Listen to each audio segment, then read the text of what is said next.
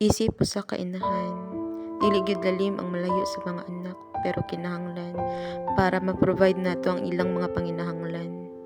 Naiusahay no nga makanahuna na lang ta nga di man unta ni nato gusto nga malayo sa atong anak, pero unsaon sa katungod sa atong kalisod mahimo gihapon ni natong desisyon na tungod kay masakit lang tawon nga ang mga anak daghan kayo panginahanglanon nga dili gyud nimo mahatag.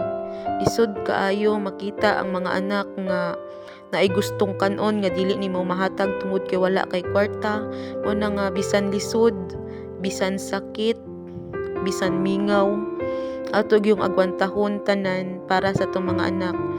Sukad na ginikanan ko, na-realize gyud nako nga mas importante gyud ay ang ato ang mga anak, mas importante ilang kalipay kaysa sa atong gibati. Sobra ang kamingaw pero kinahanglan gyud nakong agwantahon ng tanan. Lisod kaayo everyday bisan ng unsay mga bation nato, bisag nasakitan na ta, natay gipangbati nga mga sakit, agwantahon lang gihapon para lang jud nga maka-survive ta ug ma-provide nato mga pinaka kinahanglan sa tong mga anak. Nay mga times no tungod sa kamingaw magistorya-istorya na lang gyud ko nga ako ra gyud usa. As in magtubag-tubag ko sa akong kaugalingon. Unya napoy panahon no nga basta naa ako sa gawas. Akong kusgon akong tingog para lang gyud nga kanang malingaw ra nako akong kaugalingon kay as in huot kayo sa dughan. Magsigigon na huna sa mga anak nga unsa na nagunsa karon sila. Unsa ka ilang gikaon kana bitawng every time nga kanang magtrabaho ka ang imong pikas huna-huna naa sa imong pamilya samtang ikaw naa dira naglihok. Lisod kaayo pero kinahanglan gyud nako ning buhaton. Sagdi lang ampo lang paboran datat puhon sa panahon. Temporaryo raman pud ang tanan, so basin mao pud ni way nga kaluy-an pohon unta nga magbunga tanan ang akong mga pagpaningkamot para sa akong pamilya. Unta nga kanang puhon masabtan ra sa akong mga anak nganong wala ko sa ilahang kiliran karon. Lisod kaayo hunahunahon pero okay ra. Kay bawo ko nga makasabot ra kong mga anak. Makita lang nako sila nga malipayon, makita lang nako sila nakakaon og tarong, okay na kayo ko ana. Sa usa ka ginikanan nang makita lang nato tong mga anak nga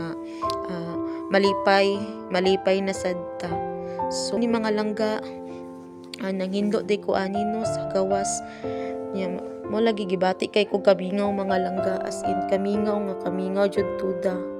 Mao nang mga sa mga kapwa nako dira nga mga OFW laban lang gyud ta.